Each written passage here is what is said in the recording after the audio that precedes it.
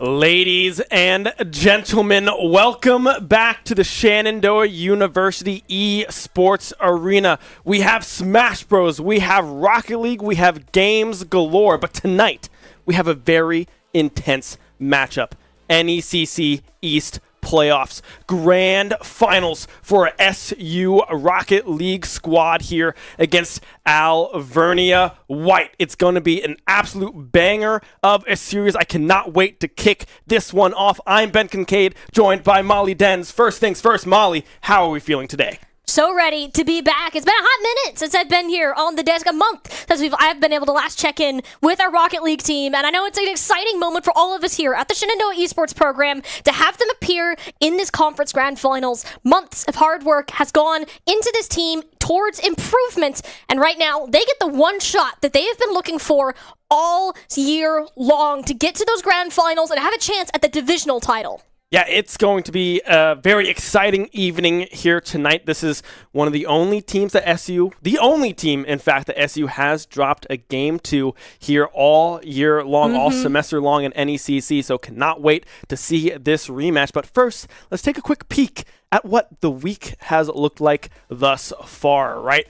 We can see some blue. That's exactly what we want to see, right? We see a nice split 1-1 for our Street Fighter 6 player away. Awesome Kevin on the M Bison getting it done. We have Tuesday as well. We had Super Smash Bros. With a very good victory here. I believe it was a 2-0, not a 2-1 there in NECC playoffs earlier this week. And now we have Wednesday. We had some Tekken go down. Thursday, we have the big day, right? The accumulation of the week. Our Varsity Rocket League here against Alvernia, and then Smash Bros. Right after against Winthrop. A very, very tough matchup. It's that time of year. All these seasons are starting to wrap up for our team, and our Smash team and Rocket League are the two that remain within the playoffs. And for now, excluding NECC Nationals that are going to come later down the line, these are some of what could be the last matches of the entire semester. And it's a really big deal, especially for the amount of growth that we've seen from both of these rosters, but our Rocket League team in particular. I mean, we'll just take a look at this bracket to show here the sheer dominance that this team has had within their NECC division. Not only have they only lost one game to the very team that they're now facing in the finals, but they have not dropped a single round within this playoff bracket. Yeah, very, very clean Rocket League coming through from this SU squad. 3-0 there against USC Garnet. The Eagles as well. I believe Embry-Riddle, I believe, is the school there. 4-0, a clean sweep in the semis. And now they await their one foe that they were not able to best here. Alvernia White, the 4 seed. SU, the 2 seed there. Marywood going a little bit on a run as well, beating the number 1 seeded Stevenson, but falling short to Alvernia White, who punched their ticket here to the grand final. So exciting matchup, exciting rematch for both of these squads. And an important thing to note in the series of Shenandoah and Alvernia previously, it was a 3-2.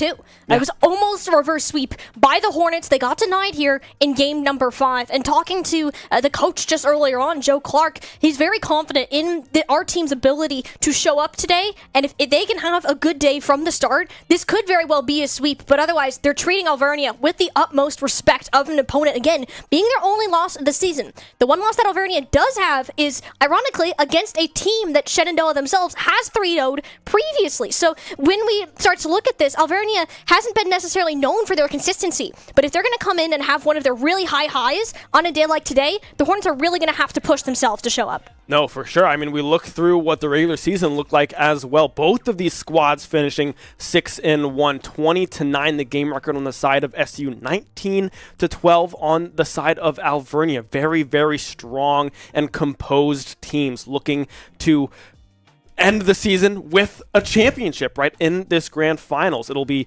very interesting to see how this one plays out. We have our normal NECC roster here tonight as well. Pagani, Mango, and Kiazi, the guys that will be driving the cars. So very excited to see this team progress as they have all semester long. Another thing to note, kind of going off of this roster, is the last time these two teams faced, it was Nate Eliminathan was playing in place of Pagani, who typically is in for these NECC matchups. I believe it was because of some scheduling changes, but this match was originally scheduled around spring break, so it was moved around towards a day that typically we would see Eliminate play. However, now we have Pagani in, and if there's one thing that we've come to note, it's that those two players in particular have very different play styles. Each work in their own way. Eliminate tending to leave more on the passive, analytical side, playing for more reaction-based after overseeing the whole field, whereas Pagani, if he sees an opportunity, he's going for it. He's not afraid of this ball. Yeah, Pagani is definitely similar to Mango in the sense that they find themselves a lot of times with a lot of shots on target, on goal, a lot of goals as well. I believe in the last series against Embry-Riddle, both Mango and Pagani had 6 goals apiece. Kiazi had 2 in that one. So it's been very kind of back and forth who's going to get these goals in these series, but it has looked like Pagani and Mango kind of have that similar play style of, hey, if I see an opportunity, if I see an opening, I'm going to take it. I'm going to go for it immediately, not let it dwindle away to go for that safe approach that often we see Elim kind of lean towards, that safe passing game that Elim has been able to elevate and introduce to this SU roster. It's really been fascinating to see the playstyle of this team transition, whether they have Eliminathan in, bringing Pagani more into this roster, and even the coach shouted him out too, like, if there's a player that has improved the most, it is him. I mean, both mechanically, being able to work alongside a team, identifying these opportunities, and most importantly, not being afraid to take risks, and playing alongside Mango, having someone to match his tempo instead of him trying to get everybody else to keep up. These are the kind of pace changes that have helped Shenandoah get all the way to these grand finals. I know that you're going to be feeling the pressure tonight. It is a big match for them, but it's not an unwinnable one. It is one that is bound to be close. If we see a sweep today, Ben, I'm going to be shocked. Yeah, I don't expect to see a sweep, right? This is a long series, potentially a long series, right? It's a best of 7 at least. We are going to be seeing 4 games here tonight. But hey, don't listen to us the entire time. Let's listen to the players as Kevin is standing by with Mango. Guys, take it away. Alrighty, thank you so much, Ben and Molly. I am here with Griff to ask a couple of key questions before this matchup against number 4 seed Alvernia. I gotta ask, how are you and the team feeling right now? We're feeling good. Had a really nice scrim beforehand. Had some time to relax. So definitely going to go into it with a little bit of momentum from that. So looking to carry that for the win. In terms of the bracket, we've seen a pretty hard shakeup because now we're seeing number 2 and number 4 in finals. SU versus Alvernia. Are you nervous at all? Because this is a pretty big shakeup, and y'all have a great opportunity to snatch it all. It's not really anything that we were too surprised by. They were the number 2 seed from our original East B division, which I think the East B was better than the East A by a long shot. So we kind of figured that whoever we were going to play were going to be from our own division in the regular season. So not too surprised. Definitely some worthy opponents though. Fighting words all around. And the last question before we get y'all back onto the side of things, are y'all feeling like you found some sort of VOD review potential, something you're looking out for, or do you think you're just going to go with the game plan that y'all have set up in the past? We did actually get a VOD review yesterday before our scrim, and we were able to locate some key things that we like to do that hurt us, so we did our best to fix those, as well as some things that they like that we can exploit. So hopefully going to go into that, and all goes to plan, we walk away with a win. Alrighty, thank you so much for that, and we will pass it back over to Ben and Molly for the cast. Guys, take it away. We have a little bit of an audience there in the stands, right? We heard some claps towards the end of the interview. Thank you, Kevin and Mango, for the very insightful interview. Glad to hear that they have gone through some VODs, kind of locked in and being like, okay, this is stuff that we should definitely not do again. We don't want to do this, but also looked at a little bit of Alvernia's gameplay as well, knowing that, hey, they have a tendency to do X, Y, Z. Let's see if we can work off of that and make some plays for ourselves. It's kind of a unique opportunity to be able to play the same team twice in its season. It's very rare that you see that happen in esports, and even in traditional sports. That's not something you see a ton. So when we get to look at this now, Shenandoah already have a good idea of what their opponent is going to do, and based how Mango was talking, there's a very specific plan in place for not only what they're expecting from Alvernia, but also how the Hornets can improve themselves, working through those past errors that perhaps have caused a few slips-ups, because the last time these two teams spot, remember, game 5. We're now in a best of 7, so endurance here is going to be very important. Yeah, and that one went the distance, right? It was that game 5, like you said. Now, let's take a quick step back and look again at what this team looks like, right? We have pictures for you guys, right? We have Pagani in their Mango, the star next to the name, the captain of the team. We have Kiazi in there as well. I feel like all of them have improved tremendously throughout this season, right? Specifically, Mango, I mean, he's hit SSL now. He is the top of the top, right? A very, very dominant player in that striker position, and Kiazi and Pagani doing a very, very good job at supporting and facilitating that game plan. I remember the day that Mango ended up hitting SSL. I have one of my classes with him, and he comes in, he's like, guys, guess what? It happened. I did it. Yeah. I'm SSL now. Like, it's a really big deal for him as an individual, but also as the team. He's been here for 3 years, 6 semesters, if I'm doing my counting correctly, on this team. He is the one with the most veteran experience and has some great leadership qualities that helps this team continue to improve the way that they have. And you can even see the way that both Pagani and Kiazi look up to him as a captain. They trust him as a leader, and these things, you can really see them play out into the game itself. Yeah, and specifically with those two players, when Pagani and Mango, they've played before. They played with the coach Qualark a long time ago in a galaxy far, far away, right? I mean, they have had experience playing together, so it's great to see that the synergy is still there. They know what the other likes to do, and sure, there's been a lot of growth on both sides, but they still know when the time comes, they can lock in, connect, and play alongside Kiazi, who does a great job at facilitating a lot of that midfield pressure that we see from SU.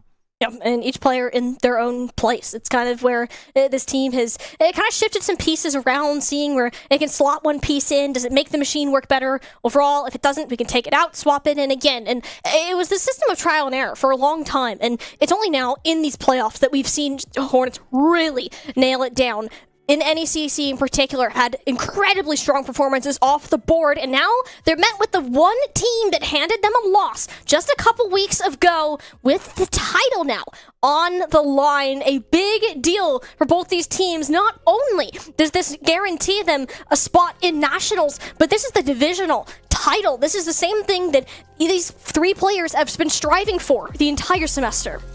And this is going to be a very, very close matchup as we enter into our fly-through. That's good news, because that means we're pretty darn close to kickoff to get this one underway. And yes, we do a pinch immediately into the far corner in favor of Alvernia.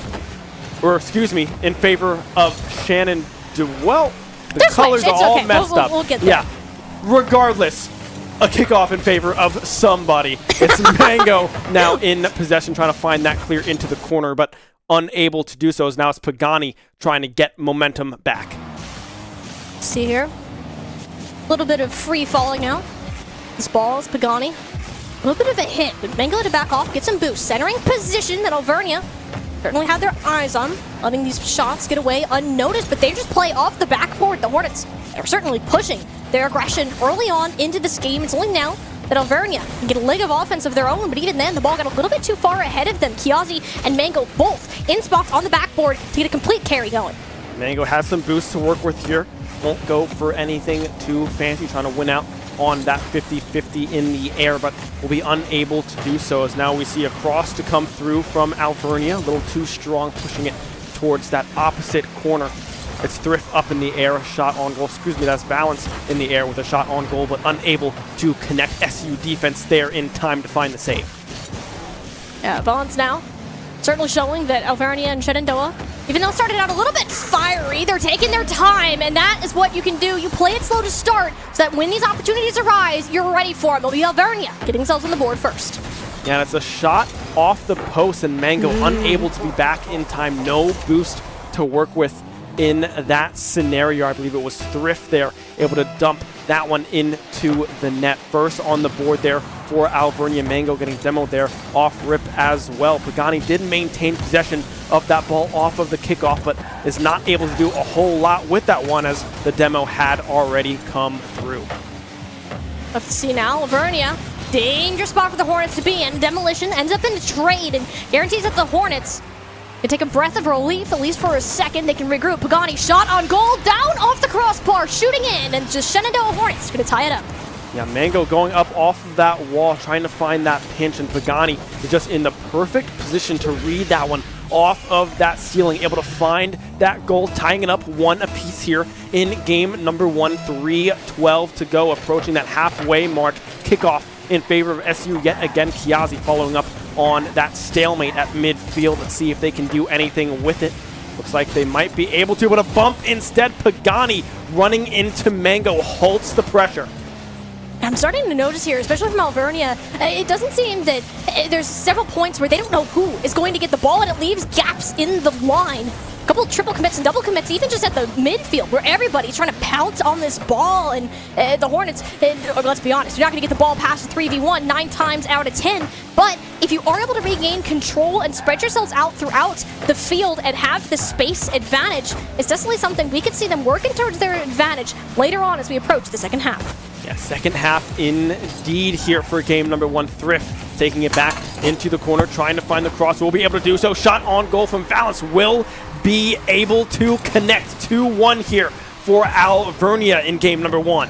And this is kind of the second time we've seen this from Alvernia as they get a nice pass off of this corner. They're getting a play. They have a player ready to shoot down the center, and the Hornets perhaps in a spot where they're rotating. They're attempting to get the boost, looking for where are these players, where can I mark them? But by the time they're spotted, it's too little, too late. Kiazi, though, had a bit of a hit there off the kickoff, bounces off the backboard. These are kind of the quality touches that we like to see. But the problem is, the rest of the team isn't ready, not matching the pace of Mango, who we typically see in the front line. Instead, his balance passing to Thrift. Incredible passing play in the midair. It's only a miracle the Hornets got it. Yeah, Thrift mechanically inclined there in the air, trying to find that angle, but unable to do so as Pagani in the net to find the save. Flip reset there from Valence as well. Won't be able to do a whole lot with that one, but we can see the passing plays developing here for Alvernia, specifically in the air. That was another one that came through that was unable to find a goal, but still applying so much pressure in favor of Alvernia. Clear after clear, and able to transition that very easily into some offensive looks. It looked like Dupes was going to try to look for something there, but instead pulls the trigger. Pinch on target, gets over Pagani as Valence again. 3-1 now for Alvernia. Valence, too, for the entirety of Alvernia, have seemed to have been prioritizing these massive movements of the ball. They're not looking for these dribbles or these short connections. It's you just get the one touch, and that's about it. You're turning a game that typically is about control and it's basically pinball at that point. And the Hornets are constantly on a chase of where this ball is going to end up next. It puts them in dangerous spots. Thankfully, Pagani is across the net for that particular shot, but Valence keeps firing away.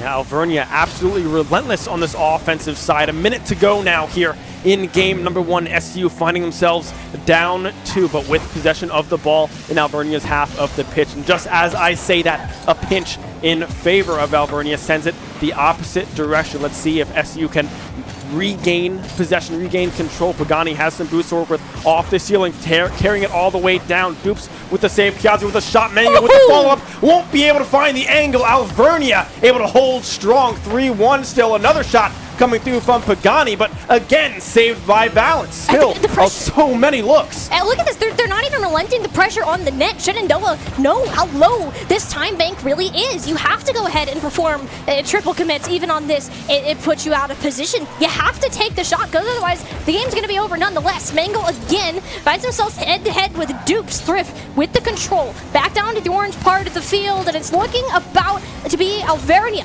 for a game number 1 start here. We knew that this series was certainly going to be close, and game 1 has shown us just that. Game 1 indeed going Alvernia's way. We saw fist bumps coming through from the squad. Some Reese's eggs there on the desk. I love that combo fuel. with the Dr. Pepper. Yeah, That's quite like a combo. He's got a sugar rush going.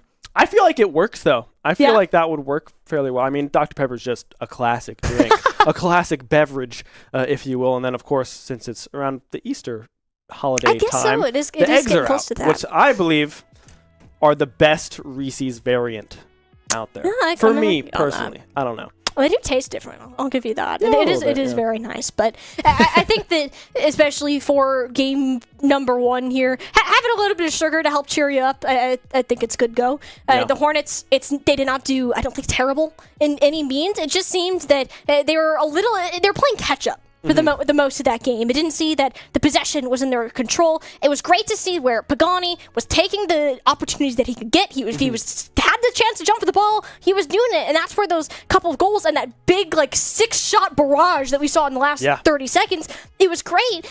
But because so much of the game was bent with Alvernia having control of that ball, it's very difficult for Shenandoah to get themselves back in it.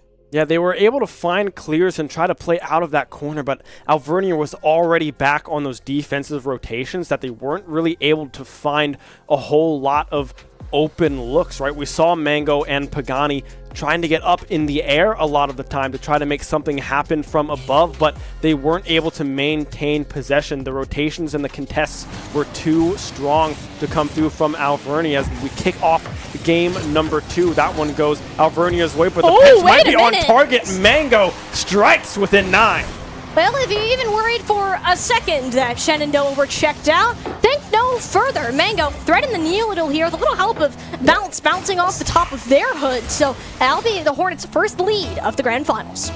First lead indeed here for SU. Kickoff not going anyone's way in particular, but Mango will be the first one to the ball again. Up in the air, but back on defense is Thrift, able to find that clear. Pagani catching that one. Not any boost to work with, however, trying to just get pretty Mango, however, off the post, the double tap, 2-0 SU. All right, if there's someone that you know that can step up, it's this Pagani-Mango offensive duo. You saw the way that we were kind of predicting these geometry angles in the corner, got it away just before it was Valance diving for that ball. Mango in the perfect position for that.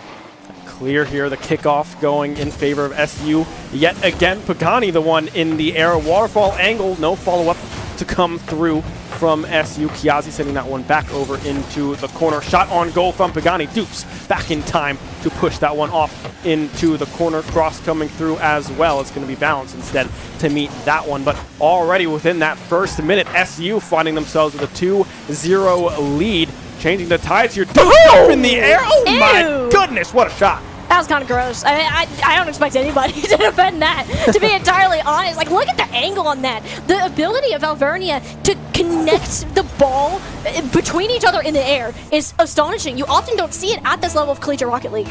Yeah, I mean, it was a beautiful pass and a beautiful touch to come through from Dupes there. Brings them back within 1. Pagani has some boosts to work with here, but instead it's Dupes back on the defensive side of things. Kiazi tossing that one up off the backboard. Mango with a shot on goal. Dupes back yet again to find another save for Alvernia. Now transitioning this one into some offensive power, but Kiazi able to win that 50-50 and find the clear. Bit of a demo on the Mango, so he's not able to regain control. Just letting the ball bounce around for a little bit. An awkward tap leaves Valance kind of off the ceiling there. Kiazi wanted to try to find Mango on that end, but he just ran out of boost halfway through the journey to meet the ball there, and it seems like we're slowing down the pace just a little bit. Again, look at how much distance this ball is covering. We're seeing these massive passes throughout the field. A miss coming through from Pagani, but unable to get there in time is Alvernia to capitalize on the miss. Now it's Kiazi pushing that one, trying to push that one out of the corner, but it's Valance instead finding a cross. A little too strong for the Alvernia team members there. Pagani trying to chase that one down, but unable to connect in true as now we approach the halfway mark of game number 2 within the next 30 seconds. Mango, however, a shot on goal wide open. No one back in time for Alvernia. Yeah, that's a third now on the board for Shenandoah, and Mango having a hand in every single one of those so far. And Alvernia, this is such a weird game 2 to me, because I see Alvernia pull off some of these insane offensive plays, and they're like, oh shoot, we gotta defend too. A lot of double commits on things that are just in the midfield, a lot of cluttering that you don't typically see, and perhaps it's some of this consistency, because Valance can just do things like that, set it up for Thrift. Look how incredible that specific play was, but then you just leave the ball in an open net sometimes too. That's okay.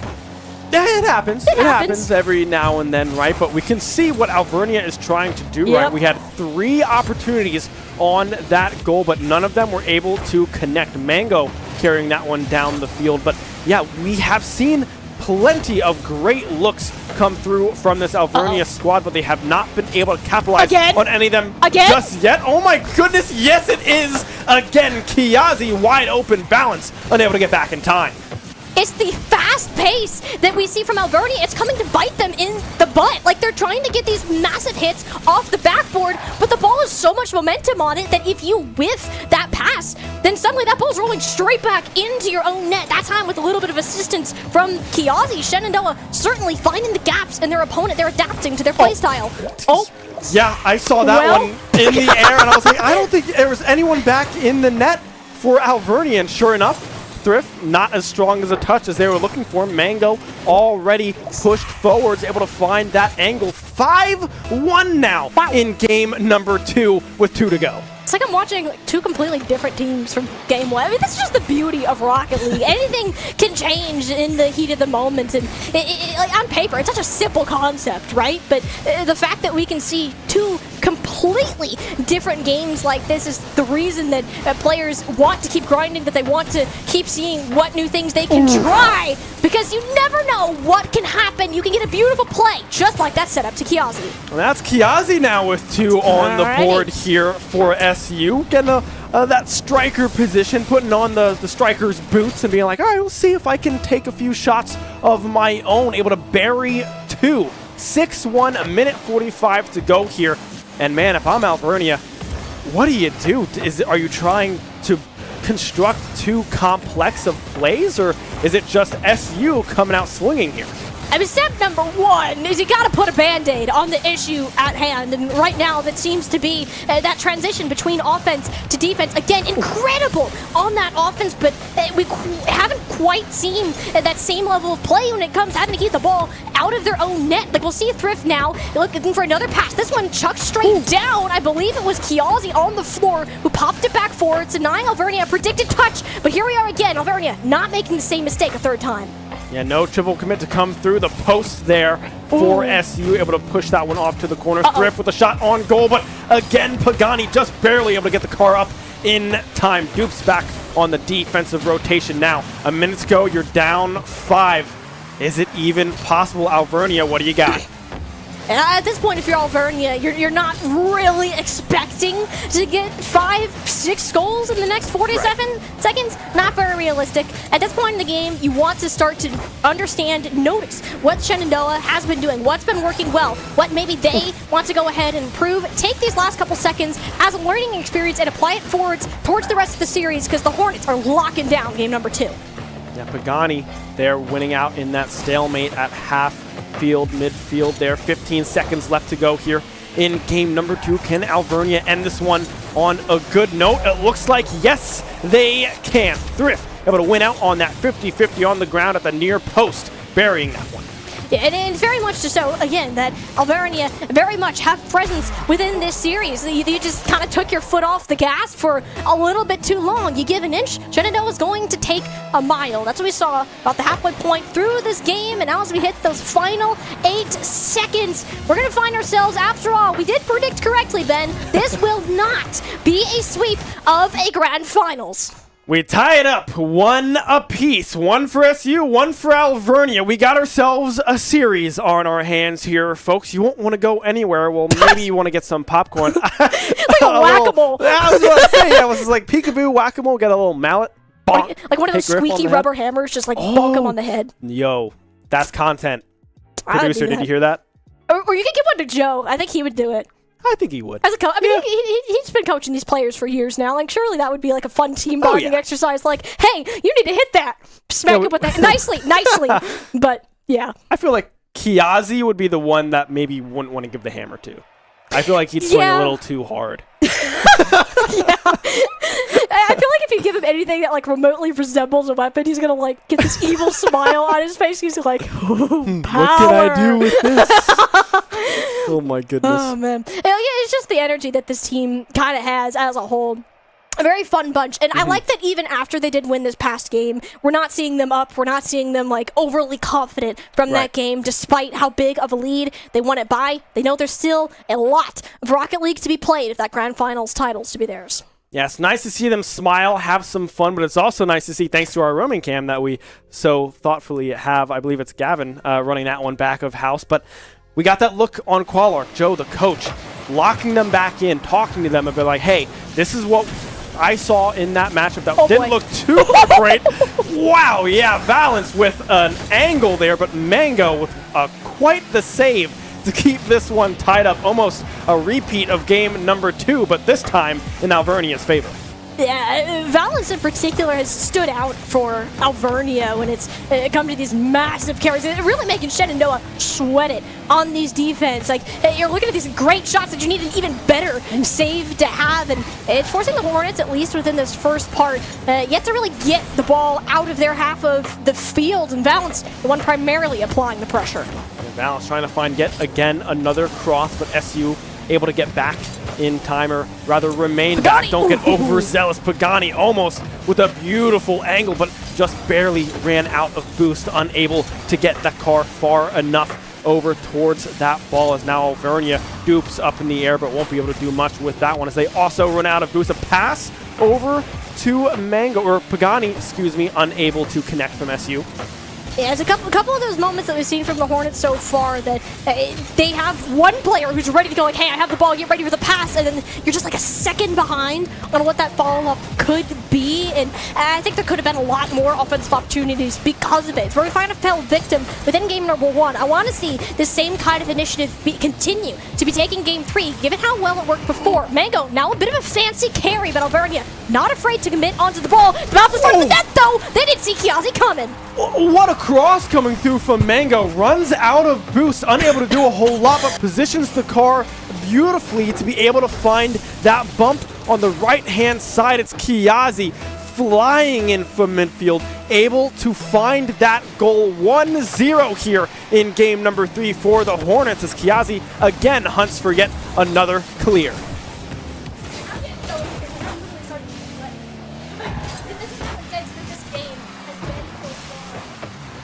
When we particularly, I didn't realize I was muted. Thank you. Good shot. I was like, what are you pointing at? Oh yeah, I gotta push my unmute button. But yeah, basically the Hornets continuing on what they found to work in game number 2, and is that if you give Alvernia the space, then they're gonna use it to the maximum. I mean, Thrift, prime example of that right there. You have to play back. You have to be ready for these big passes that Alvernia continue to attempt even 3 games in. Mango playing patient in that corner as Pagani able to push that one out into Alvernia's half of the pitch. Has some boost to work with.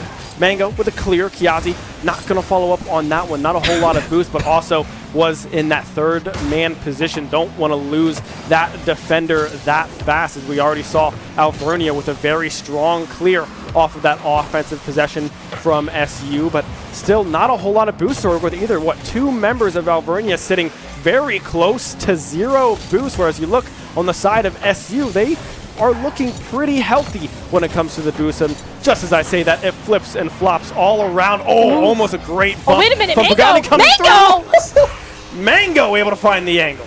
What is that? Especially, like, look at the momentum. So Mango had this shot in balance. That is a heat behind that shot. The fact that Mango was able to reposition his car in a way that the ball bounced back towards the goal in a way he could follow up, that is incredible reaction time. Yeah, 2-0 now here for SU in game number 3. 2 minutes to go. Thrift tossing that one up off of the ceiling. A follow-up from Valence won't be able to connect. Thrift trying to do a little bit of a backflip, but instead it's going to go right into the corner. Mango trying to find an angle, but a great bump coming through from Alvernia, able to clear and nullify the threat that was the Hornet. Great save coming through from Pagani.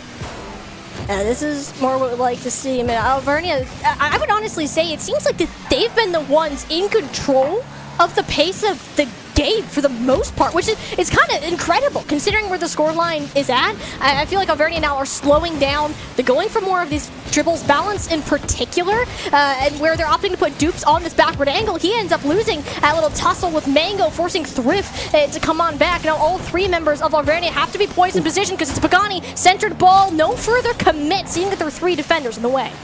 Yeah, no one on SU committing onto that cross. It looks super good coming through from Pagani. Now Mango tossing that one up off the crossbar. It's Pagani again trying to follow up, but unable to find an angle. Now a little bit of a slow roller here into the corner. Kiazi getting in the way of Alvernia, trying to find that clear for as long as possible, but it is still only a 2-score game. If Alvernia find themselves on the scoreboard here with at least 15 seconds to go, this game 3 is not over. It's kind of close to it, though. Having 2 is a good insurance amount. Alvernia have to score like within the next 10 seconds to make it feasible to force an overtime here. And with how solid the Shenandoah defense has been throughout games 2 and 3, for that matter, there hasn't been many gaps for Alvernia to find, but it is their Thrift snaps the ankles of Shenandoah's defense in half, and they'll be the first one that's needed to force an OT. 17 seconds remain in game number 3. Alvernia, it's possible to send this one to the first overtime of this series, but let's just have to wait and see what SU can do about it. 10 seconds left. Mango trying to find a shot on the net, unable to find it. It's Thrift tossing it up into the corner, but too strong. Goes back behind the offensive line. That was Alvernia. Now with a second to go, the ball will just get spiked. SU now find themselves with a 2-0 series lead. And this is now what we like to see from the Hornets. They found something that worked, and you're able to keep that going 2 games in a row. Now, Alvernia forced to go back to that drawing board and understand, hey, what happened since game 1? Why were we doing so well? And then suddenly the tables completely have turned away from them. I said it before, it felt like that Alvernia had the majority of the touches that game, that they had longer possession than Shenandoah. It's just that Shenandoah defense, first of all, incredible. And second, the opportunities that Shenandoah were able to transform that defense into offensive control, they were taken advantage of. Yeah, and props specifically, I like that you mentioned the defense there, because there was a lot of very, very close saves on the side of SU in that game number 3. Specifically, a couple from Pagani off of that crossbar. Very, very close top-down angles coming through from the Alvernia squad. So we'll have to see if that defense remains strong for SU or if Alvernia can finally find their way through some of those cracks and find those goals. Yeah, this is where it starts to get a little bit scary. It is best 7, so I mean, you got minimum 2 more games to be played, but if you give up 1 more, Shenandoah, they're on match points, and that you can start to kind of sweat it out once you get there. So if Alvernia want to start getting this close, Balance wants to get it to start off right, and again, the Alvernia shot count, especially from Balance, is continuing to impress. And that's a goal save that we would often see come through from Pagani, right? That was a lot of those angles that Alvernia had in game number 3, but this time they are able to get there quick enough and find the angle before SU has an opportunity to react. Alvernia first on the board. It's now Mango up in the air fighting for the ball with Dupes, who will eventually win out with that one. Thrift passing it back down to Balance, but unable to find the connection. Dupes with another clear on target, or maybe a little bit wide on that one. Kiazi able to catch that ball, but still, now we can see Alvernia's game plan start to realize itself, right? The aerial passing games starting to open up. What's kind of interesting, too, is that Alvernia have very much been a first-minute team and a last-minute team. When it gets to the middle of the game, that's where things start to slow down for Alvernia, and Shenandoah take the lead, and I think we're starting to get a little bit closer to that. That shot for Pagani, a little bit too close to comfort. Kiazi getting back on the defensive side. Dupes has to get back in time. Mango had that one on target. A cross coming through. Pagani sending that one up off of the ceiling. Kiazi unable to find the correct angle out of that corner. Mango sending it back the opposite direction, up off the crossbar. Dupes pushing it instead into the corner. Alvernia, SU were finding themselves now in a little bit of a ping pong match, back and forth, clear for clear, but SU trying to find their first goal of game 4. And I will say, Game 4, Alvernia looks a lot better than Game 2 and 3. Alvernia were getting tastes of how the series originally started off, and it was with these connections moving from the corner, playing off the back board on this offense. Thrift and Bounce looking for each other on the field, but where Shenandoah have gotten themselves on the board every single time, it's just these shots from midfield where Alvernia can't rotate back. Yeah, unable to get back in time. Both players on Alvernia committing to that ball on the wall, and as soon as they don't connect on that pass, there's no one there on the defensive side. No one is back to find that save. As now Dukes with a shot on goal. Mango able to get across the field at lightning speed, able to find that save. Musty pass over to Kiazi, but no, Balance able to push that one off into the corner yet again. Remain tied up one apiece. Yeah, we'll have to see where this kind of continues to go. There hasn't really been a correlation with who's starting out with that first goal and who's actually ended up winning the game. It's been that much of a back and forth, but again, Shenandoah, they're a middle game team. Anything between 4 and 2, oh yeah, you bet you're going to see them on the scoreboard. I mean, Mango with a demonic angle out of that corner, right? You're pretty much flush with that back wall, but are still able to find the angle for that goal. Kiazi now possibly trying to capitalize off of the kickoff. We'll just toss it up instead. Thrift the one able to meet that one, but now Mango with some boost to work with won't fully commit to that one. Will instead find themselves rotating back to the defensive side of things with just under half of game 4 to go. And it's a little bit more comfortable now for the Hornets. They've had the last 2 goals go towards their favor, and I think that's kind of one thing with Rocket League that it's different from, I guess you can compare this more to like a hockey closest into a traditional sport, is that you can't just only be defense, you can't only be offense, you have to be able to do everything, and you have to be able to move between each factor. And so far, it's been Alvernia who struggled with the conversion because they're so heavily focused on the offense, but man, are they good at it. Yeah, Thrift looks like he's going to go for this touch, and I think they do have a little bit of one there. Kiazi unable to get to that near post in time. Now we find ourselves tied up in game number 4, 2 apiece with just under 2 to go. Balance in the air with some boost. Kiazi, or Mango, excuse me, with a shot. Kiazi won't follow up on that one. A little bit of bumper cars going on there as well midfield. Let's see if SU can find and retake their lead, or if Alvernia is going to claw their way back in this one.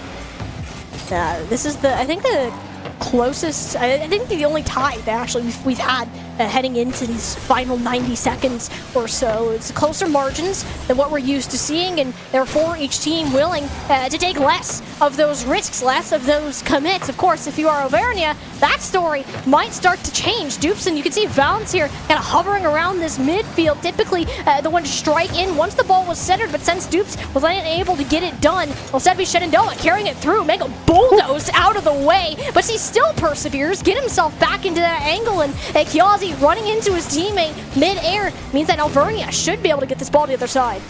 1 minute to go here in game number 4, still tied up. A pass down to Kiazi will toss it up off the backboard. Pagani now trying to follow up, but won't be able to find an angle. It's Mango now up in the air. Valance able to push that one off into the corner. A pinch again coming on target there for SU, but now a toss-up, a shot, a save to come through from Mango, and a clear in favor of SU. 30 seconds left to go. Alvernia, time after time, show up in his final 30 seconds, manage to nail one home, and they do so again here in game number 4. Because that could very well get us all tied up. You don't have to worry about being down against a match point. Pagani, though, not allowing that opportunity to happen. Gets a little bit dangerous, but Valance has a beautiful carry down to the other side of the field. Gives Alvernia a shot of staying within this series, though. Mango tussling for control. Pagani over to the corner. Breaks out. Dupes looks for the path, but no. Thrift holds the ball's momentum mid-air. No shot going in. Mango off the crossbar. Pagani has it. Yes! 0 second goal. The Hornets are going to go ahead and move up to match and championship points.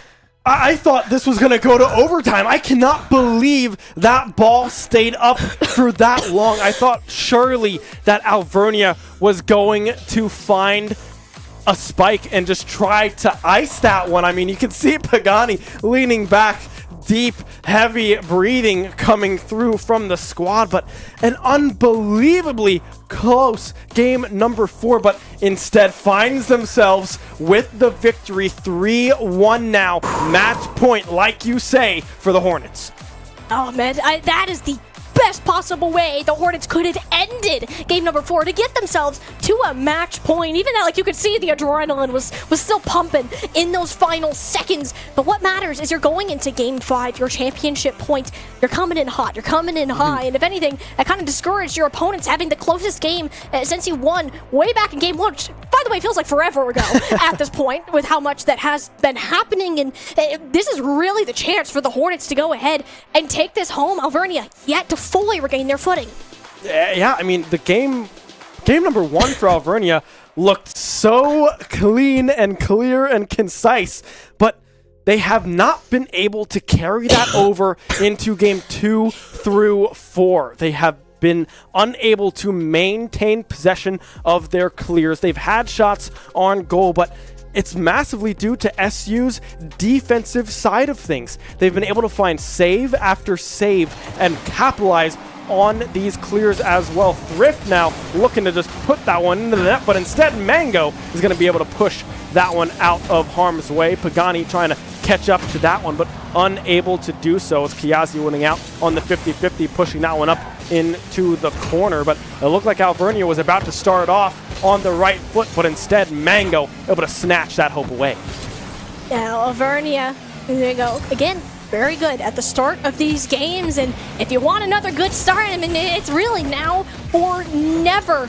The Hornets just 5 minutes away, potentially, from claiming their division title, and Alvernia, 3 games in a row is what it's going to take to get back in contention for that same glory, and it's going to take so much. It looked great towards game 4. We can see the steady improvement, and perhaps here in game 5, Alvernia can continue to push the Hornets to their own limits. Pagani sending that one up in the air. Will take this one themselves off the backboard. The pass off the crossbar coming through from Mango. A triple commit coming through from the Hornets, but they're able to maintain possession of the ball. That one not coming back to bite them this time as Balance finds a demo. Pagani tossing that one up. Oh, down dangerously towards that corner as well, but no one back from SU to follow up. Not quite yet, and I think that the significance of this game is kind of getting to both of these teams. We're not seeing Alvernia go for the insane commits on the offense anymore, and it doesn't really seem to matter though. Mango has zero problem working past 2 corners, bearing the ball perfectly in the top corner.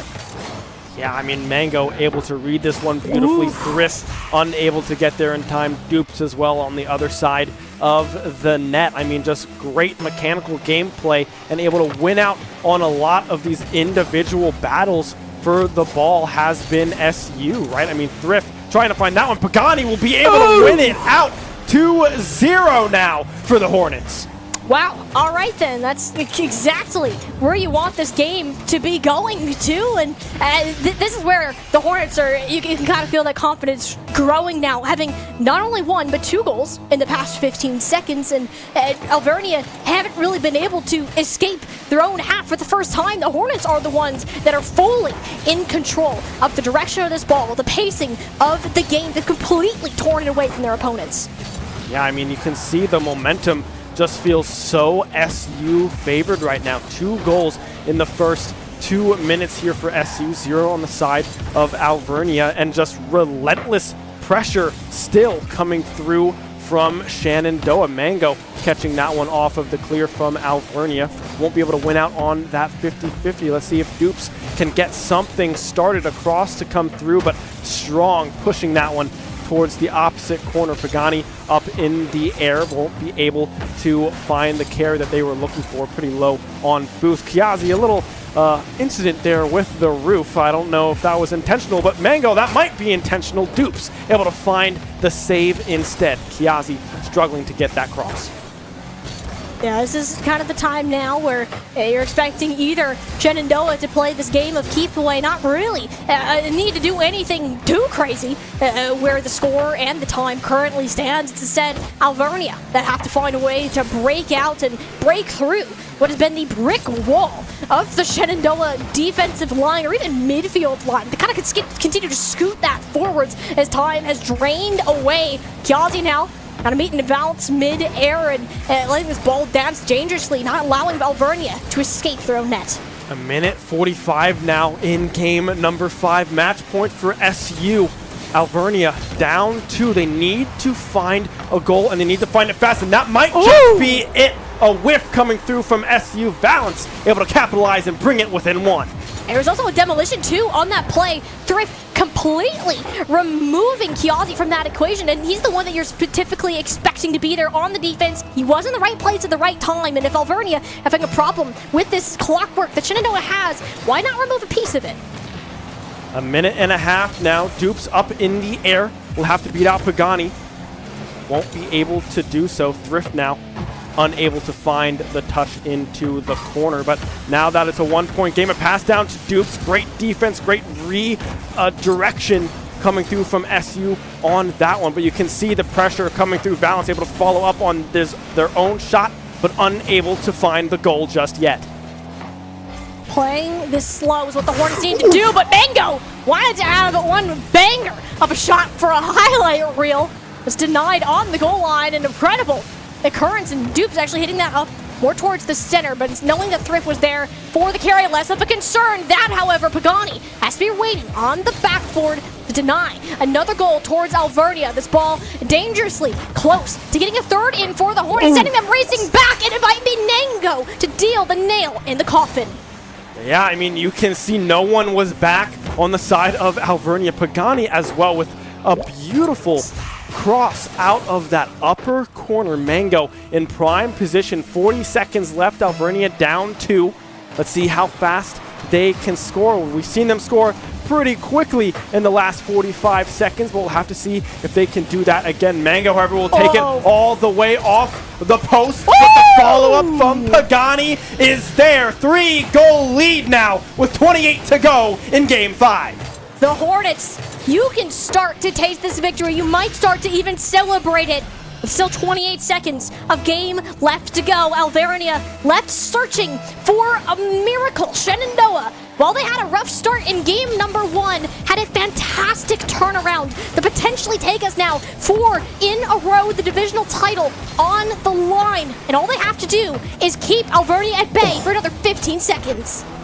A shot again coming through from Kiazi. 10 seconds remain. You're down 3. Dupes trying to end the season on a good note. A toss-up off the backboard from Thrift. Valence will be able to find the angle. Brings them now within 2 scores, but with 2 seconds to go, it's not looking likely. It's darn near impossible at this point. Shenandoah, they can really start to feel the only way this happens is if Alvernia gets it in off of this first touch. And I can tell you from experience that will not be happening. Shenandoah University are your NECC Division 4 champions. A clean, well, almost clean series here. 4-1 victory for SU. You can see Kiazi hyping up the crowd. Why not wave to the spectators? Guys, what a season, what a year you guys have put together.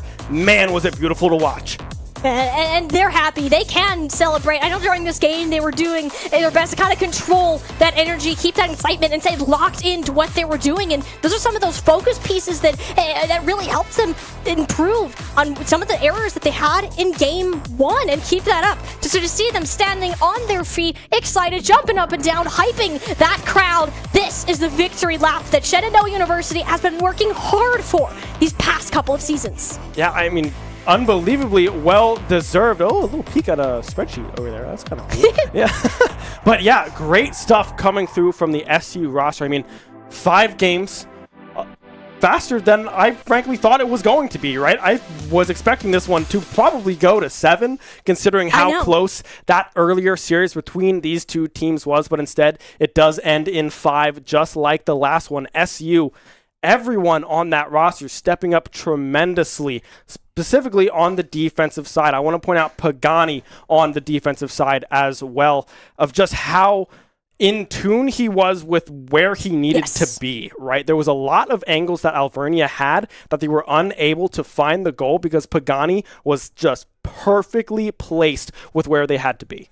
This game would have been a lot different without Pagani in the line. He had the least amount of goals scored, but that's not the impact that you need. Defense wins you games, and that's absolutely what ended up happening for the Shenandoah. Outside game number 2, we were relatively low scoring for the majority of this, despite the sheer amount of incredible shots that we saw Alvernia pull out. Like, I'm still impressed by a lot of these plays that team was able to make, and I can understand why this went to a game 5 in previous iterations of this matchup. But because of Pagani being so in tune, along with Kiazi and Mango, to where this ball is going to go, identifying where Alvernia was going to be positioned, that defensive setup ended up winning them the championship. Yeah, it was just unbelievable from start to finish. Both squads having very good looks, very good games, but in the end, it's SU able to squeak by very close games as well. Game 1, Game 2, not as close as Game 3 through 5, but at the end of the day, SU will be crowned the champions. I believe we're going to be going to a quick break, if I'm not mistaken, because I do believe our Smash Bros. Team is standing by to play Winthrop, of all schools. A very, very stacked roster, I believe. Lima's on that one, the Bayonetta player. They're the number 1 team in North America. Yeah, they are so unbelievably good. So we're going to have to toss it real quick over to ads, so don't go anywhere. We will be right back. Shenandoah University is a big little university rising. With 22 Division III sports teams, over 200 areas of study, over 300 annual performances, an elite academic esports program, nationally ranked health professions programs, one of the biggest university presences on Broadway, immersive AR and VR learning programs, cybersecurity and computer science programs, and innovative undergrad and graduate programs. all at a place that cares for you. Shenandoah University is the big little university rising. Find out more at su.edu/rising.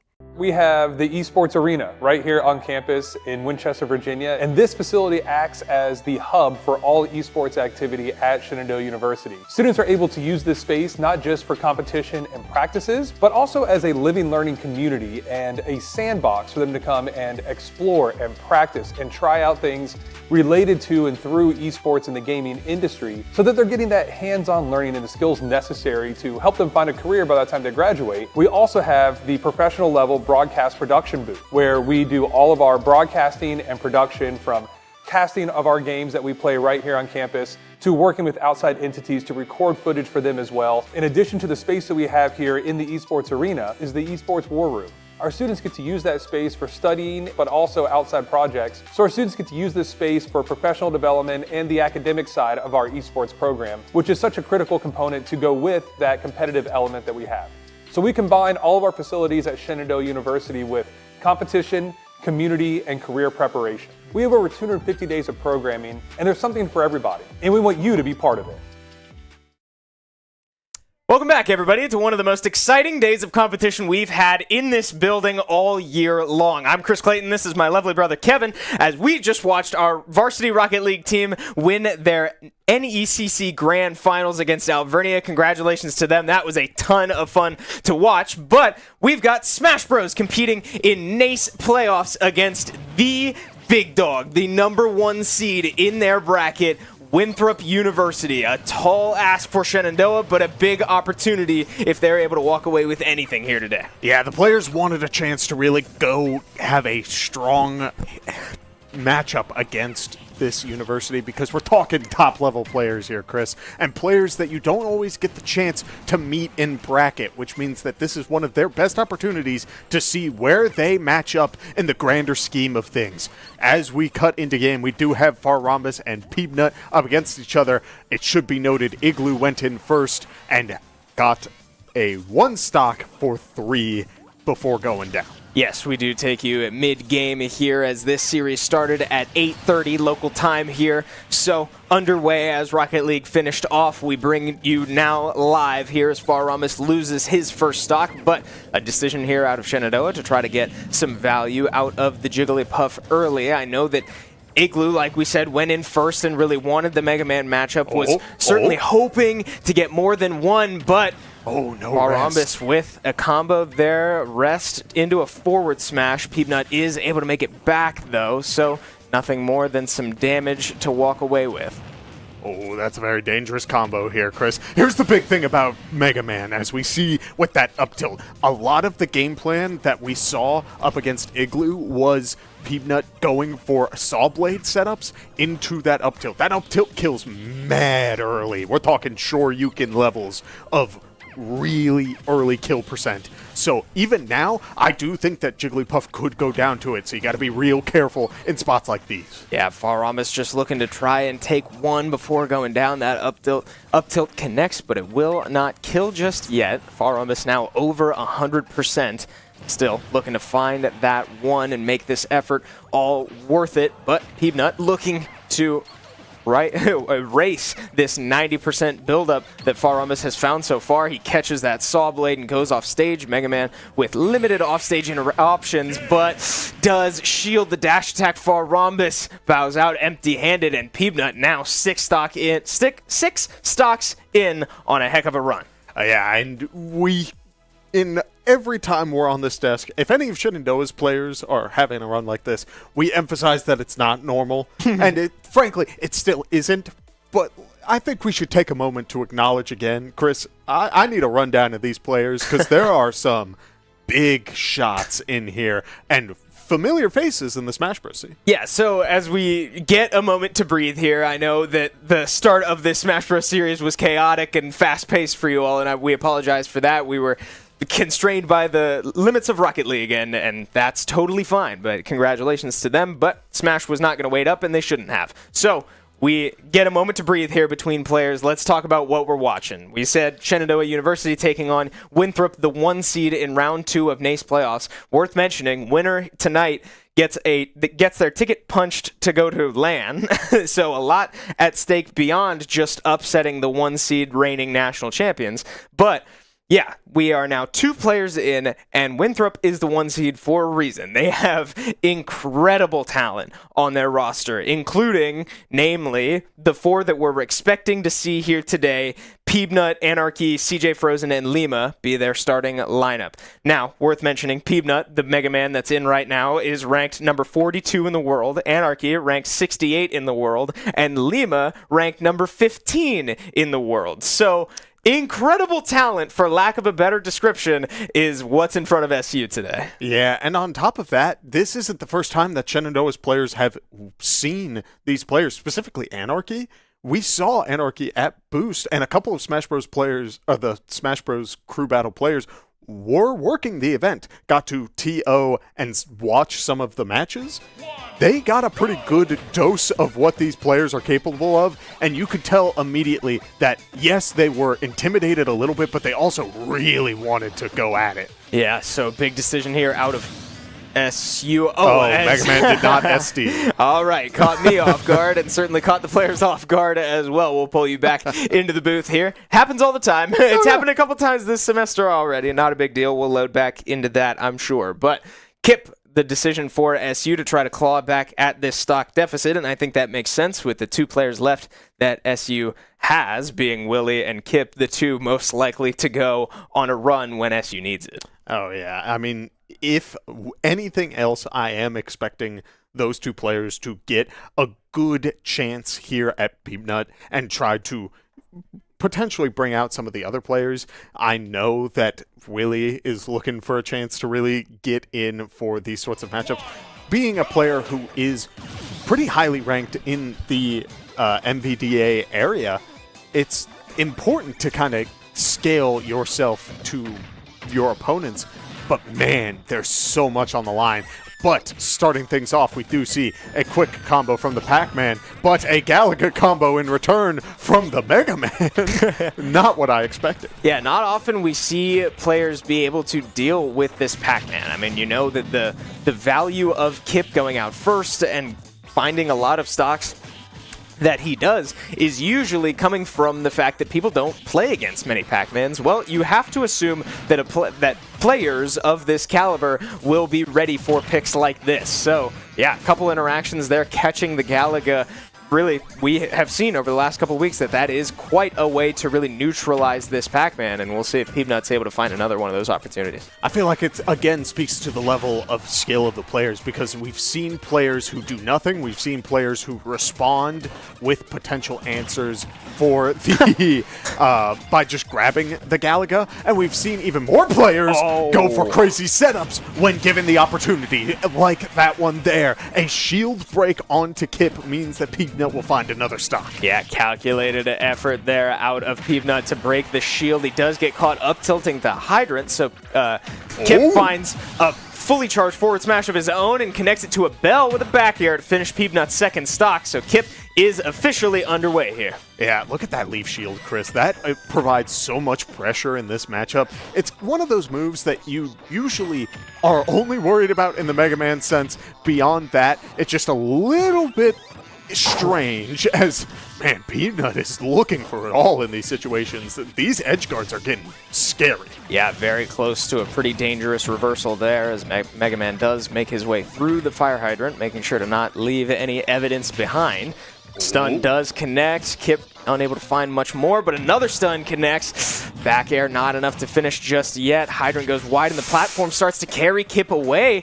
Puts him a little out of position, but... no double jump, Chris. Yeah, Peanut recovers a little too high. Can make it back to the ledge there, though, so we make our way back to the stage. 132% on this Mega Man, approaching dangerously close to losing his stock. Yeah, but he's looking for at least one more, Chris, and if I had to bet, we may see another potential shield break setup as a bomb is placed onto Kip. It will connect and go for a little bit of extra damage, but that apple providing a little bit of leeway, dealing with those metal blades that offer so much combo potential and can really mess up the game plan that Kip is going for. Yeah, damage really starting to rack up here on Kip as well. You said it, Peanut definitely looking for another one, and the key catches his landing, so Kip goes 2 for 1 against the number 42 ranked player in the world. Not too bad, as SU just looks to continue this momentum into anything more they can find. Oh yeah, I mean, Shenandoah's players are definitely, they have to be feeling good at this point, because while, yes, you are down in stocks,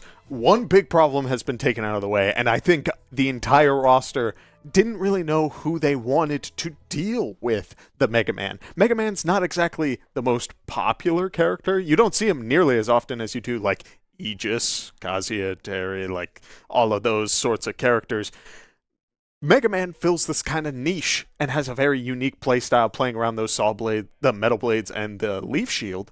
So it's kind of on the players to guess at that point, right? You send in your starters, you see the Mega Man, Igloo sent out a little early, but then you're like, what's the answer? Maybe it's Far Rhombus. Oh, didn't work out this time around, but maybe we'll try Kip. Okay, that's our answer.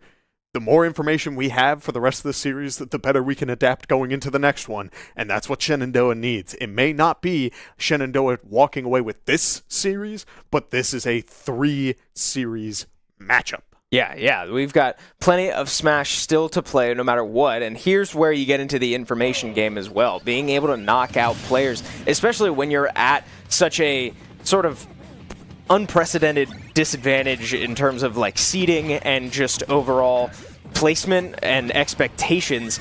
SU, when they're able to knock out as many players as possible, that does give them more information in terms of at least seeing these players play. So Winthrop finds their response in the form of CJ Frozen, the Snake player, second player for Winthrop. Man, this was another player that showed up at Myrtle for that tournament, and this Snake player plays a very strong neutral game. You have grenades pulled left, right, and center, but they know when they're able to box, when they're able to start playing in the face of the opponent, and that's the big difference maker when it comes to Snake players. We have seen Snake players on this desk who play a little bit too slow, but even so, you've got to be careful when you're playing aggressive. Otherwise, back airs may connect like that as Kip is racking up the percentages. Yeah, here's the difference, too. SU with so much experience against Snakes so far this season, and even in recent weeks. Old Dominion comes to mind. I'm struggling to think of, I think Lebanon Valley has Lebanon one Valley, as Cleveland well. State, Cleveland I believe, State had one. Yeah. It was like crazy just how many snakes we've run into the last couple of weeks. Yeah, and good snakes as well, but they all did play very differently to each other. So CJ Frozen certainly so far looking like a bit of a culmination of all of them, and yet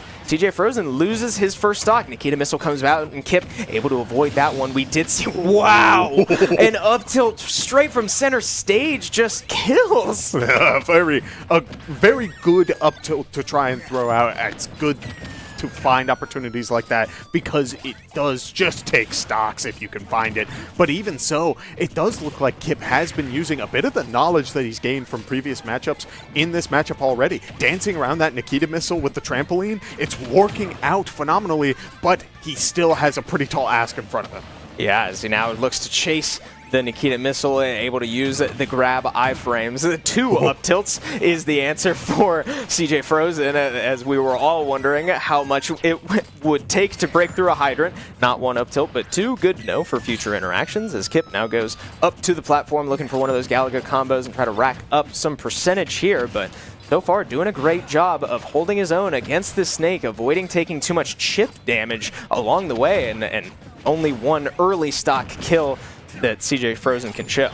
Yeah, we do see a couple of dash attacks coming out now, a couple of grenade setups working for CJ Frozen, but the percentages are starting to even out again, which means that we may see another opportunity for Kip to set up a bell and look for a couple of back airs. There's that bell, but Snake is able to land. It's going to be on Kip. Can he find an opportunity to do it? No, the forward smash connects, but the shield poke is not there, which means that CJ Frozen will be able to get their game plan going one more time. Yeah, Kip going for a couple grabs now as he goes very low to avoid that. Nikita Missile is able to make it back. Very scary interaction there. CJ Frozen not able to defend the ledge well enough. Kip does get another grab off, going for a lot of those near the ledge, certainly looking to get Snake off stage. Another bell comes out. We'll see if he's able to catch CJ Frozen landing, as now we return to the game plan. The C4 on the platform catches Kip on the very wide hitbox and kills off the top. Kip bows out, but does take 1 off this snake. Yeah, it did seem like Kip had a pretty good understanding of what CJ Frozen wanted, which was pull a grenade, hold it shield, and see if I can get an up air afterwards. So we saw a lot of grabs come in from Kip, but even so, there's not much that a Pac-Man grab can lead into beyond just getting a little bit of distance from the opponent, especially at that percentage. So it was just kind of a slow burn. Percentages kept racking up, and I hate to say it, but when you're playing against Snake, you're going to lose track of that C4 at least once or twice. Yeah, and I think my biggest takeaway from that, if we're looking at the bright side, was that that looked very good in terms of Snake matchups, right? I think you were right in the sense that Kip really took a lot from previous Snakes and was able to apply a lot of it just there. The problem for SU right now, though, is that Kip has been doing good into Mega Mans, which we've seen a couple, not this semester, but in the history of this team. General. He's been doing good against Snakes, which we've seen a lot recently, and he's been doing good against Bayonettas. So, as good as that sounds, right, to have this weapon in your pocket that you can deal with anybody, well, you're not going to take 9 stocks off this Winthrop roster. That's the caveat here. As comfortable as we've all gotten seeing Kip go and take so many stocks, you can't expect that from him today. So the Snake matchup looked good. A couple early kills, unfortunately, means that he only walks away with 1 stock. But again, information is crucial in these types of series. So Willie, player number 4, we knew that this was coming, but a Terry decision instead of Kazuya, as CJ Frozen has 2 stocks left. Mr. Bogard has made an appearance, and usually when Mr. Bogard makes an appearance, it's because Willie is looking to get as much value as possible, and I think even more so, you have just so many more options when playing Terry that you don't have when playing Kazuya. If someone has a good game plan for that character, it can be very difficult to get the rest of your strategy off, but as we see, a jab into the Buster Wolf, Willie will be able to close 1 stock off of CJ Frozen, and will be sitting nice and pretty and go as the shield gets a little low. Yeah, biggest thing that you want to keep an eye out for is that Snake can set up these grenades and fall out of all of, Willie's jab combos. So Willie able to catch one. Whoa. I don't know what happened there. Willie maybe thought he had a jump and lost track of himself there, but missed opportunity for Willie, but he'll be all right. Looking to bounce back. 2 stocks remaining. Yeah, catching Snake in these in between these moments where he doesn't have a grenade in his hand is going to be crucial for all of Terry's combos. Yeah, as we see, a couple of grenades in the right spot is already causing problems for Willie. I mean, just about 60% was built off of that interaction alone. As one more up smash will connect, it won't be enough to KO, but Snake goes for a very strong down smash. It connects into the shield of Willie, but as Willie is looking for those final hits, CJ Frozen is recovering high, saying, I don't want to deal with that unless I can find that opportunity for an up tilt. Yeah, all that percentage builds up to one clean up tilt, as Snake tends to do. Willie looking for a spike there, but again, more percentage. Oh, does catch the side B there.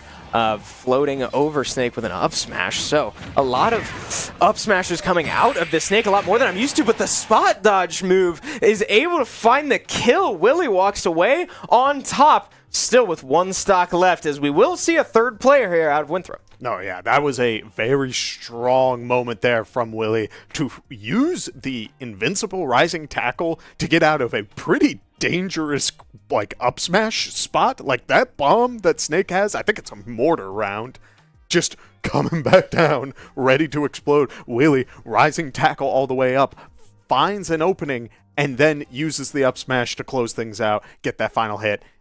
Beautiful all around, but that does bring us to a pretty scary scenario, Chris. There are 6 stocks, left on the table, and Willie has 1. And tell me a little bit about those 2 players again. What were the numbers?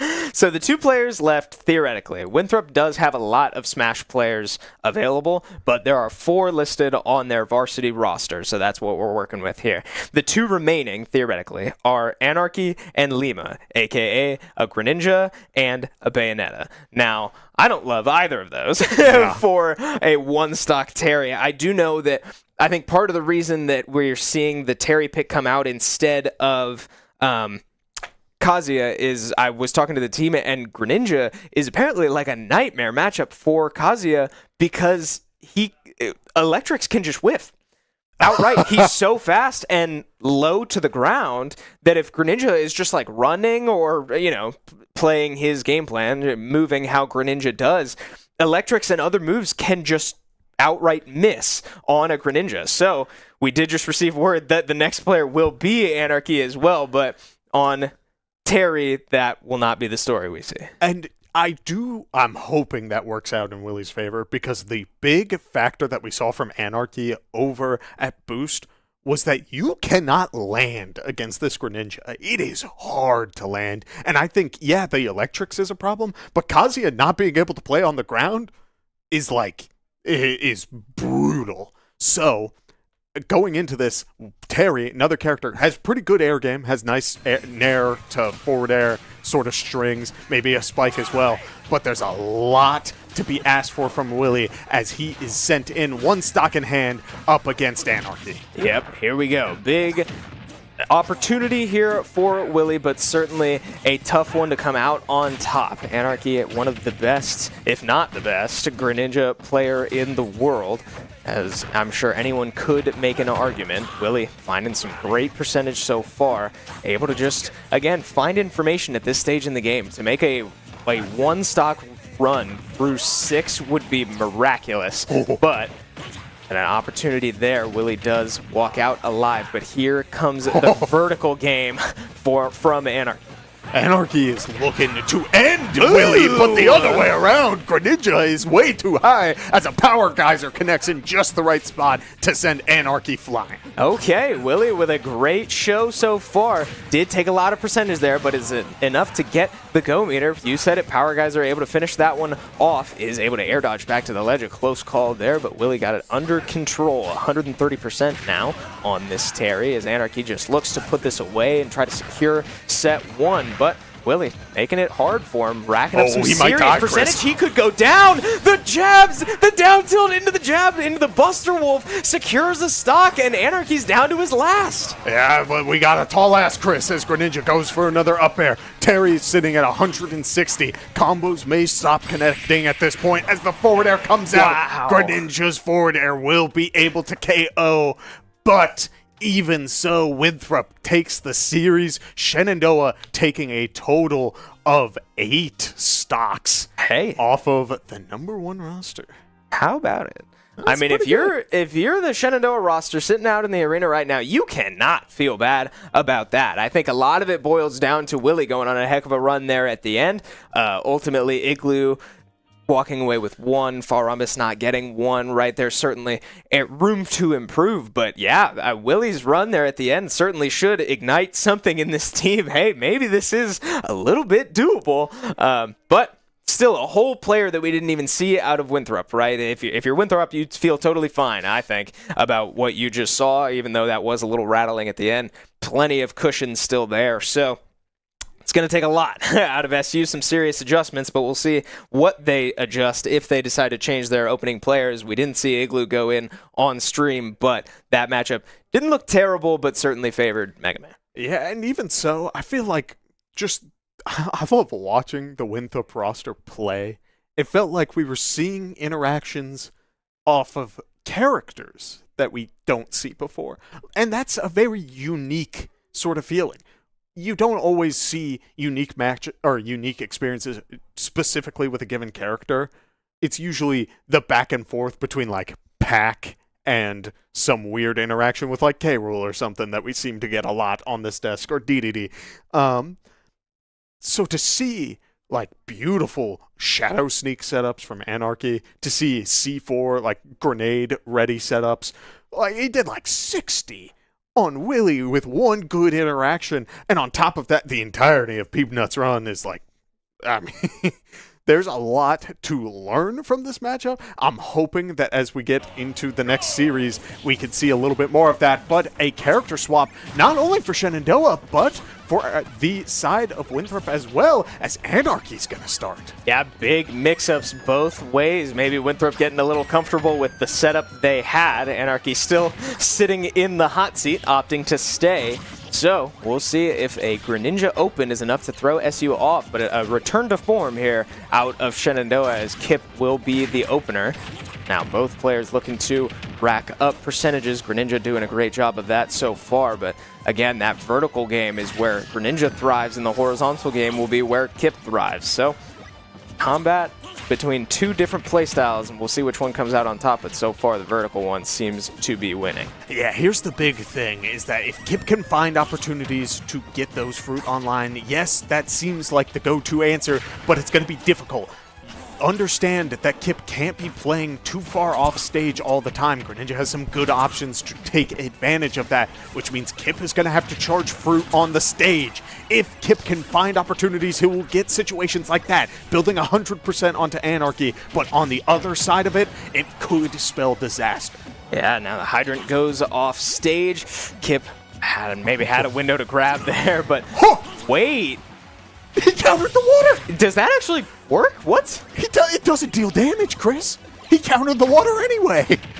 Wow, okay, well, you said it. Interactions we've never seen on this desk, and add that to the list. Apparently you can counter the water. That should apply to other characters as well. I'm surprised we've never seen that, but Greninja is probably the only one in the game that would kill off of it, as he does teleport to you. So Ninja Anarchy able to find the first stock of set 2 here, but not before taking a ton of percentage. Kip doing a good job holding his own so far, but now down in the stock count.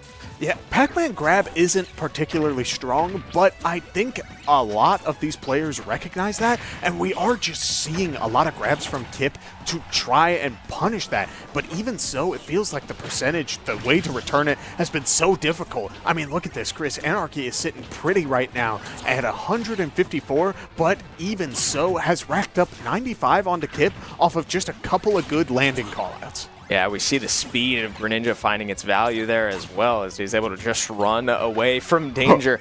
Oh, Kip going for another one of those grabs. Maybe the Winthrop player starting to catch on. But yeah, I mean, you're absolutely right. That's twice in a row that we've seen Greninja just counter the water, but an apple able to steal that one. And now stock count tied, but Kip up to nearly 100% here.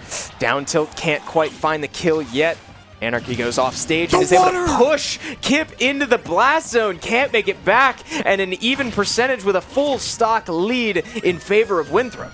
Wow, again, another interaction. Pac-Man's side B, the moment he eats that power pellet, I believe he has either super armor or is invincible. Either way, you expect Pac-Man to usually come out on top, as that's why we don't see many people go off of Pac-Man. But this time around, the water just pushed Kip down a little bit further, and Anarchy walks away with a stock lead. Yeah, now Kip going for more of those grabs. Another one goes a little wide. Make it another one. I think you're right. I mean, this is the type of Pac-Man gameplay that nobody really goes for, because that is such an interesting move. It's such punishing end lag if you do miss. But, I mean, here come those Greninja combos that we know so well. I mean, only a couple up smashes in this game, though. It's been something that we, come to expect from Greninja. It's one of his best kill confirms, as another countered Hydrant leads to Kip's shield. But, yeah, more Greninja combos certainly on their way. Kip doing a good job, though, of holding his own so far. Bill just missed. Yeah, Kip looking for that final hit. It is crazy to me how safe that counter setup is, because we've seen Anarchy go for it multiple times, but even if a counter is activated and maybe doesn't connect, you expect it to be relatively unsafe. But look at that. Look how far he bounces off there. Yeah, it's crazy just how safe that option is. Yeah, Kip does get hit with that Hydrant. Side B able to make it back to the ledge. Both players a dangerously high percent. Greninja does not have a kill throw. Oh, and the up B once again pushes the pellet into the blast zone. Kip unable to move after that, and he will go down. Only one stock from Kip. I'm sorry. I think I've missed something throughout my Smash Ultimate career of looking at this game. That is two characters, both using water, that deals damage. Pac-Man's doesn't deal damage. Let's acknowledge that. Yeah. But I didn't think Greninja's did either. Or maybe it deals a very little. Either way, I thought he pushed Pac-Man down into the blast zone. No, he just beat out the power pellet. If you hit the power pellet as it's sent out, Pac-Man will stop using his side B and then go back to basic animation Pac-Man. So Kip was so low in the blast zone, but then gets the power pellet gets hit by a spray a football field away in the bottom blast zone, so he can't react and get the trampoline going. Plenty to learn here from today. I mean, this has been quite an educational show. But all right, fair enough. Anarchy comes out on top. Excuse me. So, Winthrop finds himself in a similar situation to set one, now with two stocks remaining on their first player. The difference is, first player was different and the first opponent was different. SU making a big mix-up there, a big call-out, falls short there, and now, if you're SU, what are you thinking? I don't know. It feels like Anarchy didn't... we didn't get a lot of information on Anarchy for Shenandoah. He was sent in third and had a beautiful performance against Willie to try and close things out. Willie found two stocks, which was hey, great all around. But do you want to reveal what is usually Shenandoah's anchor this early? And especially picking it out between Kazuya and Terry. If you get this Greninja out of the way, maybe Kazuya makes appearance. That's true. That's a good thing to keep in mind as SU does make their decision and we get to see the outcome. Farambus, the response for SU, now tasked with finding just whatever value he can. I'm sure this decision is not expecting Farambus to go on a crazy run or whatever, but if he's able to knock Anarchy out, maybe pull out player number 2 from Winthrop, that would be huge for SU. Yeah, that's definitely going to be the ask as we see Anarchy doing a little bit of a dance, forcing Farambus to be the one to approach. And it has been working out as Farambus has thrown out a couple of aerials, but they have been stuffed out by these dash attacks and these aerial setups. Yeah, look how fast Greninja is, I mean, just able to quite literally run in and out of danger zones as he's able to, yeah, find his, or go for grabs, look for his down tilts. The pound does land, unable to break the shield that time. Charged up smash from the platform, won't quite land. Another up smash goes wide, so Farambus still living, looking to find whatever percent he can. But, I mean, look at the mobility. It's so hard for Farambus to connect much as he continues to throw out hitboxes and just sort of pray that Anarchy will just find his way into some of them. And that is actually very reasonable in certain fast-paced matchups. Characters like Sonic and Captain Falcon, oh my goodness, amazing DI from Farambus not to go down there. But fast characters, you can just throw out hitboxes because even the best players don't always have the best control of that movement. I mean, Anarchy is definitely looking good as we see a couple of drag downs, Chris. They're looking like Joker over here as we see a couple of drag down up airs, but it will lead to a solid amount of percentage built up as Anarchy is able to get Farambus off stage.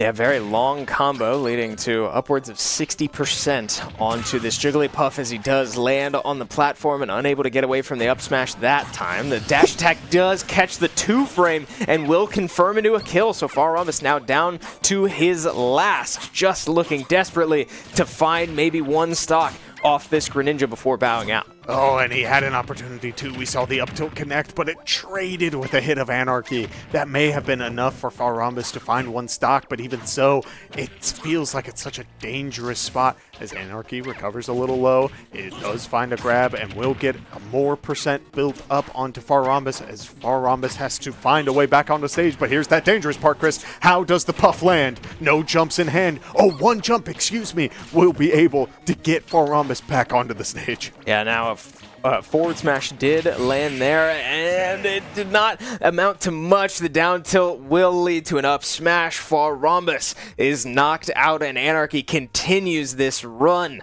as, again, without losing one stock, SU finds himself in a similar situation once again, with player 3 going in with 11 stocks still ahead of them. And we see Igloo entering the hot seat, Chris. I think the plan is try and get this Greninja out of the way and then throw Willy onto Kazuya and just see what happens. It could work. It's worked in the past. Yeah. I can't deny that, but you can't help but feel the pressure build because we're still only into one player. This is a repeat of last time, and the last player who did that wasn't Anarchy, it was Peanut. Exactly. Yeah, so ultimately, now Igloo has a decision ahead of him as well in character. I mean, I would think that you probably still send Yoshi out here, if nothing else, just to keep comfort, right? The task at hand is becoming overwhelming very quickly, and I think the last thing you need to do is think yourself into an even deeper hole than you're already in. So we do see we're getting into game here soon, and Igloo will stay on the Yoshi, and I think that is the right move. 2 stocks, ideally, from Igloo would put SU in at least their desirable spot under these circumstances. Oh man, Chris, one good down air is going to add up to a solid 29 as Igloo finds a good hit to start things off, but does get a Greninja string going, and I believe it ate Igloo's double jump as he needs to find an opportunity to land, finds it, but a 54% buildup off of one good call out means that Igloo's going to need to find a couple more ways to get around this Greninja play in as he calls out the approach and gets that tech situation. Yeah, I have called Igloo the fixer more than once in recent weeks, but can you get it done? Can you live up to that title against the best in the world? Well, only one way to find out. You don't get this opportunity very often, so Igloo matched into Anarchy here, one of the best players in the world, ranked statistically, unarguably, one of the best players in the world. A jab reset into a down B, a crazy kill confirm, more tricks coming out of Igloo's toolkit, as every week we learn something new about Igloo's playstyle, and he's able to find his first there. I'm glad we've been seeing more and more of that as we see Igloo find a couple more good hits, because it feels like it's such a strong option, and Greninja's not a particularly heavy character, so finding your openings for moves like that can really make a world of difference. Yeah, now we see the return to the stage. Relatively neutral gameplay as both players just look for one little opening. Igloo did find one there, but unable to connect. The forward air spike would have been huge. Oh, as he does let go of his shield, gets caught on or by the up smash there. So Anarchy so far finding his first, but down to his last stock and climbing the percentage ladder. Igloo doing a great job of holding his own in this matchup. Yeah, here comes the opportunity to land. Does Igloo find it? He does, only taking about 40 or so in the process, but that does mean that the Yoshi game plan can be started once again as Greninja finds another opening. Anarchy looking for the forward air to close it all, as a good double jump will be able to get momentum going. The forward air stuffs out the double jump armor, and a forward smash to follow suit. It won't KO Igloo this time around, but it does mean that the percentage is building once again. Yeah, Igloo coming close to losing his second stock here. If you're able to take this one off Anarchy, that could all go away. Down becomes out as, oh man, dangerously close as the up air does kill off the top. Igloo loses his second, and now Anarchy with an opportunity to wipe away what has been the most contested matchup we've seen this player in so far. If Igloo goes down here, Anarchy only losing one would be pretty good news for Winthrop, as they do still have a comfortable stock lead. As we do see Igloo playing it a bit slower. I think Igloo recognizes that if he can find an opportunity to close out this last stock, that may be enough to get Willie online, and that's all you need at this point. You can't look at the past, you need to look at going forward, and with that, Igloo able to get back onto the platform, does get hit by a couple of nairs, has to burn that double jump as Anarchy follows all the way to the top blast zone. Won't be able to find the kill, but Igloo is still looking for that last hit. Yeah, and a couple moves that would do it have been coming out. That doesn't kill. Man, does not kill just yet. Igloo able to air dodge Magnet, hand his way back to the ledge, gets footstooled into a down air. The forward air connects, and it does knock him out. Igloo just shock on his face. You could see how these players feel up to their necks with this Winthrop roster, and so far, Anarchy getting it done by himself. Anarchy looking good, and that does mean that it's going to be on Willie to make a decision here, whether or not you pick the Kazuya for the sake of it, or do you stick with the Terry because you know how difficult that matchup is. Do you hand Anarchy the opportunity to try and 12-stock Shenandoah? Shenandoah has gotten plenty of 12 stocks of their own, but it would be a bit of sweet justice if Shenandoah ended on the other foot of that. Yeah, I have to say, I don't believe this SU roster has ever been 12 stocked. So, a little bit at stake here, if nothing else, pride on the line for SU. And if you're just tuning in as well, I mean, winner of this series is going to play on LAN, and Winthrop in full control right now. If they are able to knock Willie out, that would be it. They're booking their flights. So we'll see. That's what's actually at stake. But like we said, maybe a little bit of pride on the line here if SU is to bow out of their NACE season like this. You'd hate to see them get 12 stocked right now, but It'd Willie, be bittersweet. It would be a little bittersweet. We call that karma in the modern world. Yeah, Willie certainly looking to make sure that doesn't happen, but I mean, that's going to be tough, and Willie does have a decision here between which fighter to choose. Yeah, and I do believe we have gotten the information on the character pick. Willie has made the decision, no deals with the devil this time. Instead, will opt for Mr. Bogard in this situation. No 12 stock, at least trying not to have the 12 stock situation. Really bring it home and try and really even things out. Yeah, now this would not be the first time that Willie has been in a situation like this where he needs to go on a run as the anchor for SU, and he picked Terry, right? I immediately think of Game Mason. I immediately, I forget what school it was, but Willie has gone on runs on both characters. It tends to be that the clutch runs are on Terry. So Gonna look to find whatever he can here, if nothing else, damage there onto Anarchy. So a strong start for Willie. 3 stocks to work with, trying not to lose any of them if possible in this matchup. Wow! Wasn't ready for that one, Chief. A Nair into power dunk setup at just the right percent connects with the spike hitbox, Chris? That's... I don't think I've seen that, except for like... I don't think I've seen that. Yeah, I mean, we've seen Willie find spikes off of his neutral air or is it down air? Yeah, it's down air on Terry. We've seen him find those in the past, but not one off his power dunk. That does not happen very often, but a tiny little sweet spot window does catch Anarchy a little off guard. So, first of many for Willie. If you're an SU fan, that's what you needed to see. This is step 1. There's a lot of hurdles left, but that was the first one now behind him. Yeah, averaging 1 stock in exchange for 3. It's a tall ask, but we've seen it before. This roster is powerful, and Willie, I think, has the tools necessary to cause some havoc. I was going to say, the last time I saw that power dunk spike would have been years ago, except for the fact we had a tour come through SU earlier today, and I got hit by it by a visiting potential student. So I recoiled on that real quick.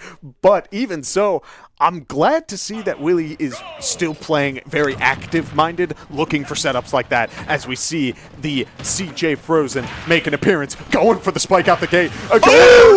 Willie's looking for it all, Chris. Wow, okay, what did I just say after that last one? We've seen him go for spikes from the down air, but not from the power dunk. That time, he does find, count 'em, 2 from his down air and kills this snake off the rip. I mean, it's going to take aggression like that and aggression like what we just saw there. The rising tackle trying to chase CJ Frozen all the way up to the blast zone. Chris, aggressive decision making. He's comboing his own grenades, Chris.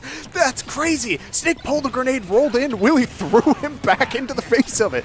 As Willie enters go percent on his stock, Snake going onto the platform, not wanting to deal with the potential Buster Wolf setup. We do see Willie looking for a quick jab, down tilt, 1 jab, not looking for too much more. Does go for the rising tackle all the way up. Another stock is taken, Chris, and Willie is sitting pretty, but has to land, and the CJ Frozen up tilt on Snake will be able to close that stock. All right, on paper, still on pace here for Willie to make it what would be a miraculous, borderline historic comeback against Winthrop. Can't rule anything out as they do start to trade percentage. Willie starting to rack it up, but we know it doesn't take much for Willie to find a kill, and if nothing else, getting to higher percentage is somewhat good news for Willie as he unlocks his go meter. 2 new moves online for Willie to try and find kills as Snake does go high. Willie tries to catch it, can't quite do it there, and now Willie more than in up tilt range. Yeah, Willie needed to find an opportunity to land here, going for the geyser, trying to call out Snake, but another up tilt will connect and close out another stock as Willie is struggling to find a good hit onto CJ Frozen, as CJ Frozen has picked up that Willie's trying to play hyper aggressive and is willing to have these grenades ready to rock and roll. Yeah, Willie playing like he's got nothing to lose, and frankly, he doesn't. There's back certainly against the wall. Power dunk comes out. Doesn't quite kill, does catch the air dodge, but not enough to find the kill. Go meter back online, and the up tilt catches the land again. Willie does go down. CJ Frozen will finish the job for Winthrop, knock out SU, and all you can do is clap. The players in awe, certainly, of what they just watched, but that is why Winthrop is as high-ranked and as successful as they are. Chris, we've talked a lot on this desk about mental side of things. I would not say that CJ Frozen was like a little bit like lax when that match started, but I think the wake up, like, because Willie was just so incredibly aggressive out the gate, just like it was wake up, hunt mode, whatever sense you have of like fight or flight. We're here to fight. I'm not here to lose these stocks to Willie. Realized the game plan said, I'm not, like, no aggressive game plans here. I'm pulling grenades. I'm going to find ways to just build up damage on you, and not much. Like, that's all I need to do to close this out. We're not having a reverse sweep like that. And sure enough, that was all it took for Winthrop ultimately getting the job done. We did not see a fourth player out of Winthrop, but SU ultimately not going down without a fight, and you have to applaud them, right? Oh, yeah. We heard after an incredible win last week against Cleveland State, we got to hear from Kip, and he certainly didn't sound overly confident about today. And how can you? I mean, Winthrop is where they're at for a reason, and certainly put that on display here today. But with that, and with Rocket League now behind us, that does do it for us here at Shenandoah, as Smash unfortunately does bow out of their NACE season in the round of 16, as well as finish their NECC season in third place. That will do it for their competition, I believe, for the rest of the year. Rocket League ultimately coming out on top in their NECC bracket, so congratulations to them. But that means we're done for today, so thank you so much for watching. Be sure to drop us a follow on whatever platform you're watching on right now so you don't miss out on any of our action for the foreseeable future into next semester as well. But I'm Chris Clayton. This is Kevin Clayton. Be a friend, tell a friend something nice. It might just change their life. We're all in this together, and we will see you next time. Shenandoah University is a big little university rising. With 22 Division III sports teams, over 200 areas of study, over 300 annual performances, an elite academic esports program, nationally ranked health professions programs, one of the biggest university presences on Broadway, immersive AR and VR learning programs, cybersecurity and computer science programs, and innovative undergrad and graduate programs. all at a place that cares for you. Shenandoah University is the big little university rising. Find out more at su.edu/rising. We have the esports arena right here on campus in Winchester, Virginia, and this facility acts as the hub for all esports activity at Shenandoah University. Students are able to use this space not just for competition and practices, but also as a living learning community and a sandbox for them to come and explore and practice and try out things related to and through esports in the gaming industry, so that they're getting that hands-on learning and the skills necessary to help them find a career by the time they graduate. We also have the professional level broadcast production booth, where we do all of our broadcasting and production, from casting of our games that we play right here on campus to working with outside entities to record footage for them as well. In addition to the space that we have here in the esports arena is the esports war room. Our students get to use that space for studying, but also outside projects. So our students get to use this space for professional development and the academic side of our esports program, which is such a critical component to go with that competitive element that we have. So we combine all of our facilities at Shenandoah University with competition, community, and career preparation. We have over 250 days of programming, and there's something for everybody, and we want you to be part of it.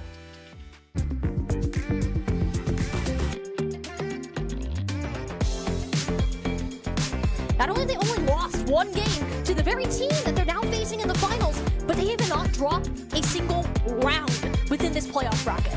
Yeah, very clean Rocket League coming through from this SU squad. Be a sweep, but otherwise they're treating Alvernia with the utmost respect of an opponent. Again, being their only loss of the season. The one loss that Alvernia does have is, ironically, against a team that Shenandoah themselves has 3-0'd. Or do you think you're just going to go with the game plan that y'all have set up in the past? We did actually get a bot review yesterday before our scrim, and we were able to look at some key things that we like to do that hurt us, so we don't have to fix those, as well as some things that they like that we can exploit. So hopefully going to go into that, and all goes to plan, we walk away with a win. In time to find the same. Yeah, Valence now certainly showing that Alvernia and Shenandoah, even though it started out a little bit fiery, they're taking their time, and that spot for the Hornets to be in. Demolition ends up in a trade and guarantees that the Hornets can take a breath of relief, at least for a second. They can regroup. Pagani shot on goal, down off the crossbar. Second half. Yeah, second half indeed here for game number 1. Thrift taking it back into the corner, trying to find the cross. Will be able to do so. Shot on goal from Valence. Will very easily into some offensive looks. It looks like Dupes was going to try to look for something there, but instead pulls the trigger. Hits on target. It's over. We're too strong to come through from Alvernia as we kick off game number 2. That one goes Alvernia's way, but the Pens might be on target. Mango, error, but back on defense is Thrift. able to find that clear. Pagani catching that one. Not any boost to work with, however, trying to just get pretty Mango, however, off the post to meet that one. But already within that first minute, SU finding themselves with a 2-0 lead, changing the ties here. Up in the air. Oh my Druos. Now we approach the halfway mark of game number 2 within the next 30 seconds. Mango, however, a shot on goal, wide open. No one back to team. Plenty of great looks come through from this Alvernia squad, but they have not been able to capitalize on any of them just yet. Oh my goodness, yes it is! Straight back into your own net, that time with a little bit of assistance from Kiazi. Shenandoah certainly finding the gaps in their opponent. They're adapting to their playstyle.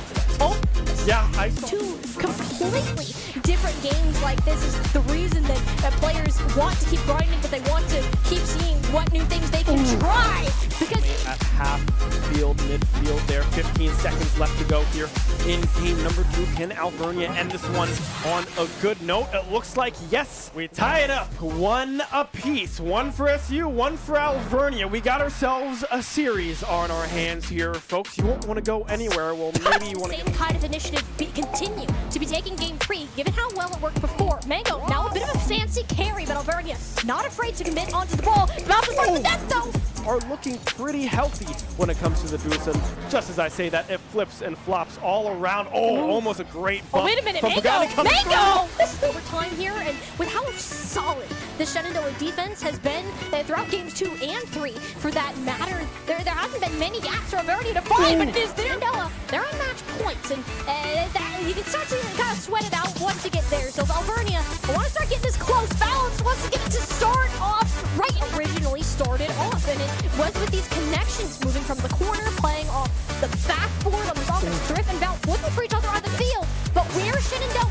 Yeah, we'll have to see where this kind of continues to go. That's really been a correlation with who's starting out with that first goal and who's actually ended up winning the game. Been that much closest into a traditional sport is that you can't just only be defense, you can't only be offense, you have to be able to do everything, and you have to be able to move between each factor. And so far on the other side of the field gives Alvernia a shot of staying within this series, though.